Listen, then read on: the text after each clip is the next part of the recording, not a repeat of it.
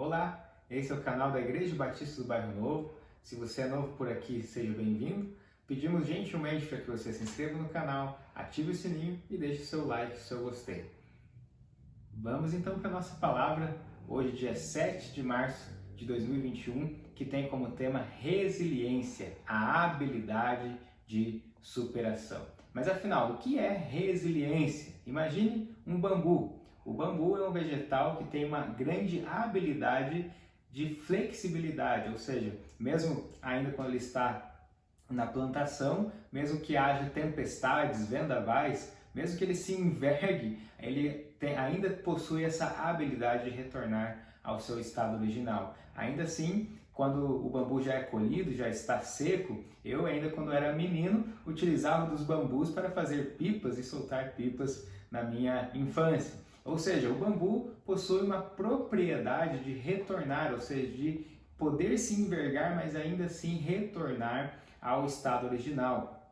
A resiliência é, portanto, uma habilidade de superação, uma habilidade de que mesmo que alguém possa sofrer algumas coisas durante a vida, esse alguém ainda possui essa habilidade de superação. Vamos imaginar também aqueles filmes de ação, onde nós vemos o herói lutando contra um vilão e aquele momento épico, aquela cena épica do filme onde o vilão se encontra com o herói e ali haverá aquele acerto de contas. Ora, geralmente nesses filmes o herói está apanhando do vilão, está levando uma surra do vilão e isso nos deixa como pessoas que estão assistindo o filme, nos deixa apreensivos vendo aquelas cenas. Mas no final de tudo, aquele herói respira, suspira, respira mais um pouco e aí consegue recuperar as suas forças e no fim das contas, no fim do filme, esse herói então vence aquele vilão mesmo tendo sofrido, mesmo tendo levado uma surra anteriormente. Ou seja,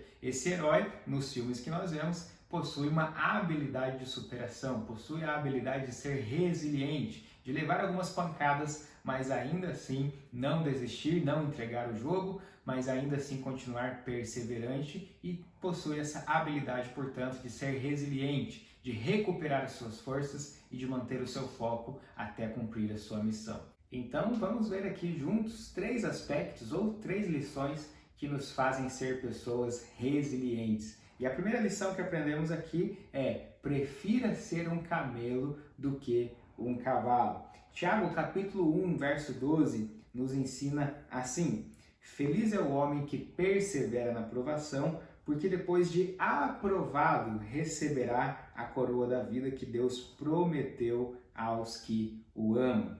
Quando nós ouvimos textos como esses, ou ouvimos algumas pregações a respeito das promessas de Deus, certamente nós ouvimos muito sobre a vitória que Deus nos dará. E isso é uma grande verdade, porque Deus é um Deus de vitória. O Deus a que servimos é um Deus que não nos abandonou, mas nos deixou promessas e essas promessas se cumprirão em nossa vida se formos fiéis a Ele. Mas a grande questão que envolve a nossa vida com Deus e o nosso relacionamento com Deus é que esse mesmo Deus que nos promete a vitória também nos ensina como passarmos pela batalha. Certamente, se vamos obter a vitória, e isso é a verdade em nome de Jesus, também precisaremos passar pela batalha. E esse texto nos ensina as duas coisas. Primeiro, nos ensina sobre a promessa de Deus, que é a vitória, receber a coroa da vida, mas também nos ensina a como passar pela batalha, e o texto nos ensina a perseverar na aprovação. Assim, então, a figura do cavalo e do camelo nos ensinam duas coisas. A primeira delas é que o cavalo é um animal que corre rápido. A característica do cavalo é ser um animal veloz. Assim também, o cavalo tem muita pompa, os seus pelos são brilhosos, são bonitos, a sua crina é uma crina belíssima. A própria forma com que o cavalo cavalga transmite uma elegância. Assim também, o cavalo se alimenta de capins frescos e ainda mais aqueles que são de raça são muito bem cuidados, estão muito bem zelados por sua raça, por sua qualidade. Agora, o cavalo possui uma característica onde aquele que vai montar nele, que vai utilizar o cavalo, precisa de alguma forma se esforçar para chegar até lá. O cavalo não tem a humildade de se dobrar, como nós veremos no camelo, para facilitar a montagem.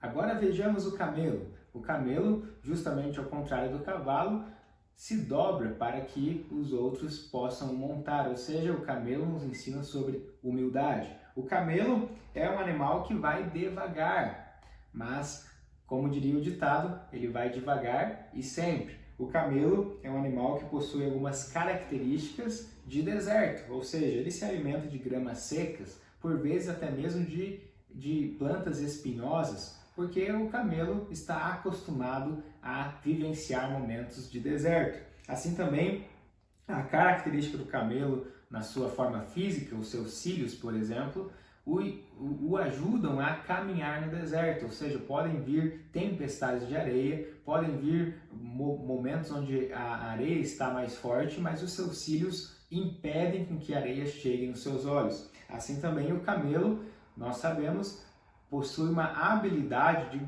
guardar água e gordura no seu próprio corpo para suportar momentos difíceis ou longos momentos sem água e sem alimentos. Portanto, o camelo nos ensina uma grande lição sobre como passar por provações e como passar momentos e ser resiliente. O cavalo nunca resistiria momentos no deserto. O cavalo, mesmo tendo a facilidade de ser um animal veloz, o que seria toda essa velocidade na areia? O que seria toda essa pompa no deserto, na tempestade de areia, debaixo do sol? Agora, o camelo, mesmo sendo um animal discreto e por vezes não brilhando aos olhos com a sua beleza, ainda assim é um animal que possui características de resiliência. Portanto, a primeira lição que aprendemos aqui é: prefira ser um camelo do que um cavalo nos momentos de crise. A resiliência nos ensina que precisamos guardar, e o camelo também nos ensina isso, que precisamos guardar água para suportar os momentos difíceis.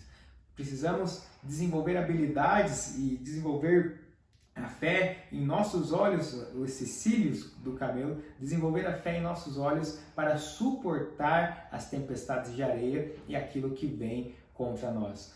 Portanto, prefira ser um camelo do que um cavalo. O cavalo quer as coisas muito rápidas, o cavalo não tem a paciência de caminhar devagar, o cavalo não tem a paciência de passar pela provação e de passar pelo deserto. O cavalo facilmente morreria em um momento de deserto, mas o camelo, mesmo não tendo toda a pompa que o cavalo tem, consegue suportar os momentos difíceis, consegue passar e consegue caminhar pelo sol e assim então cumprindo a palavra de Deus em Tiago capítulo 1, versículo 12. Feliz é o homem que persevera na provação. Mas aí o texto continua e aí vem a esperada promessa ao nosso coração, porque depois de aprovado, receberá a coroa da vida que Deus prometeu aos que o amam. Prefira ser um camelo do que um cavalo. E a segunda lição que aprendemos aqui é sobre controlar a nossa ansiedade. 1 Pedro capítulo 5, versículo 7 diz assim: lancem sobre ele toda a sua ansiedade, porque ele tem cuidado de vocês. Aprendemos duas lições aqui nesse texto. A primeira delas é que temos um lugar para depositar as nossas necessidades e as nossas ansiedades. É como se fosse um lugar literal, como alguém que está com um fardo pesado e chega a determinado lugar e pode ali então deixar aquele fardo para sair livremente. Assim então, a Bíblia nos ensina a lançar a nossa ansiedade, a nossa necessidade, esse fardo, lançar a Ele, deixar nele aquilo que nos aflige, aquilo que está pesado para nós, porque Ele aceita aquilo que nós temos e então podemos deixar com Ele. Essa é a primeira lição nesse texto. A segunda lição é que nós temos um Deus soberano que cuida de nós. Portanto, o texto diz assim: lancem sobre ele, ou seja, da mesma forma como se fosse algo físico, algo literal, lancem sobre ele a sua ansiedade. Por quê? Porque ele tem cuidado de vocês. E um dos grandes motivos da ansiedade é pensar no futuro, é pensar nas soluções no futuro. Já diria uma certa frase, uma determinada frase: a ansiedade é pensar demais no futuro, já a depressão é pensar demais no passado. Ou seja, a nossa vida não deve nem estar focada no passado e também não deve estar focada no futuro, mas deve estar focada no hoje, obviamente pensando nas coisas que nós podemos fazer hoje para viver no futuro. E uma das coisas que trazem essa ansiedade é justamente pensar que no futuro haverão coisas grandiosas que solucionarão os nossos problemas. É como, então, alguém que desvia o seu foco de práticas de hoje para pensar que no amanhã haverá uma grande solução, milagrosa solução que resolverá os seus problemas. Agora, quando nós pensamos nas coisas práticas do dia a dia, e aqui que quero trazer essa ilustração e a diferença entre as coisas grandes e as coisas pequenas, nós pensamos em coisas práticas, coisas do dia a dia, coisas que nós podemos fazer hoje, pequenas coisas que nós podemos fazer hoje para vivenciar o amanhã e aí então lançar a nossa ansiedade e deixar a nossa ansiedade aos pés do Senhor. Então pensamos nessas micrometas, ou seja, pequenas coisas que nos fazem enxergar as nossas pequenas evoluções, ao invés de ficarmos pensando nas grandes coisas, ou até mesmo nos culpar porque não conseguimos fazer grandes coisas, ou até mesmo ficar gerando grandes expectativas sobre alguém, sobre pessoas, sobre instituições, sobre o governo, até mesmo sobre Deus, nas coisas grandes, nas coisas que são exageradas. Deveríamos pensar nas coisas pequenas, as pequenas coisas que Deus está fazendo conosco e então sermos gratos a Ele, as pequenas coisas que as pessoas estão fazendo conosco e aí então podemos desenvolver a gratidão uns com os outros em nosso coração. As pequenas coisas que nós podemos fazer e quando juntamos então essas pequenas coisas e vemos essas pequenas evoluções, quando colocamos micrometas e cumprimos essas micrometas e aí ficamos felizes e satisfeitos porque nos sentimos realizados por cumprir aquelas tarefas que nós mesmos idealizamos. Então, quando vemos a somatória disso tudo, pequenos micrometas e pequenas evoluções, e aí então somamos tudo isso, nós veremos um grande resultado. As grandes coisas não acontecem de uma hora para outra, mas as grandes coisas provêm de pequenas atitudes, de pequenas micrometas, de pequenas realizações que nos levarão então a colher grandes coisas. Portanto, pensar no futuro de forma exagerada, e aí então trazer em nosso coração essa ansiedade, pensando justamente em apenas coisas grandes, não é algo que vai nos trazer essa resiliência, porque isso facilmente nos levará a quebrar e essa envergadura chega um momento onde essa envergadura não suportará. Mas quando começamos a controlar a nossa ansiedade, essa envergadura começa a retornar e a resiliência começa a existir novamente. Então, depositamos ao Senhor, porque cremos na sua ação e no seu cuidado conosco e estabelecemos micrometas, realizamos essas micrometas e através de pequenas realizações, vamos ter grandes realizações e o futuro, então, será um futuro abençoado em nome de Jesus. E a terceira lição, então, que aprendemos é sobre a oração. Se queremos ser pessoas resilientes, pessoas que resistem todas essas situações de adversidade, precisamos desenvolver uma vida de oração. Filipenses capítulo 4, versículos 6 ao 7, a Bíblia nos ensina assim, inclusive falando novamente sobre a ansiedade. Diz assim o texto bíblico: não andem ansiosos por coisa alguma, mas em tudo, pela oração e súplicas e com ação de graças, apresentem seus pedidos a Deus. E a paz de Deus, que excede todo entendimento, guardará os seus corações e as suas mentes em Cristo Jesus. Esse texto, então, nos ensina aquilo que já meditamos sobre controlar a nossa ansiedade, sobre lançar a Deus a nossa ansiedade, mas agora esse texto nos traz a forma prática com que isso nos acontece. Nós acabamos de meditar sobre alguém que, então, tem um fardo pesado, que literalmente lança esse fardo, deixa esse peso em algum lugar. E aqui a Bíblia está nos ensinando a forma prática como nós lançamos a nossa ansiedade sobre ele, e a Bíblia nos ensina a única forma de fazer isso, que é através da oração. A oração possui várias características, entre elas a gratidão, ser grato a Deus por tudo aquilo que estamos vivendo, ser grato a Deus, inclusive, como acabamos de dizer, sobre as pequenas micrometas que foram realizadas, as pequenas realizações, os pequenos as pequenas ações de Deus que estamos enxergando, e então, portanto, podemos somar e ver a grande ação de Deus sobre a nossa vida. A oração, então, fala sobre gratidão e também fala sobre apresentar as nossas necessidades, os nossos pedidos a Deus. Quando apresentamos a Ele os nossos pedidos com o coração grato, de fato estamos lançando sobre Ele a nossa ansiedade. E aí todo o peso que estava em nosso coração, toda ansiedade com relação ao futuro e também toda depressão com relação ao passado, fica aos pés da cruz e aos pés de Jesus, e é este lugar que essas coisas devem estar. Jesus nos ensinou: vinde a mim todos os que estão cansados, sobrecarregados, e eu lhes darei descanso. Então, quando vamos até Ele, de fato e literalmente estamos entregando toda a nossa vida. Estamos cumprindo o entendimento bíblico de reconhecer o Senhor Jesus como nosso Salvador, mas também como nosso Senhor, onde então depositamos e deixamos sobre o cuidado dele tudo aquilo que está em nosso coração.